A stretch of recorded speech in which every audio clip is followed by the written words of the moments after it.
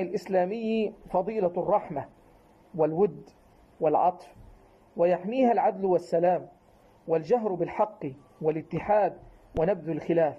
الله عز وجل قال: واعتصموا بحبل الله جميعا ولا تفرقوا.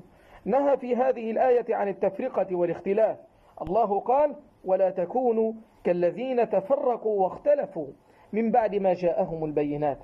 فهذه القواعد والمبادئ الأخلاقية أتاحت للمسلمين التعارف والتواصل والاتحاد رغم اختلاف أجناسهم، فأصبحوا أمة واحدة تتوافر فيها كل صور المواساة والعدل، وانتفت الفروق في الحقوق والواجبات. وهذا ما أكده التاريخ، حيث دخلت في الإسلام وفود من مختلف أصناف العرب يجمعهم إحساس واحد وتوافق في الشعور ووحدة في المبدأ والمصير.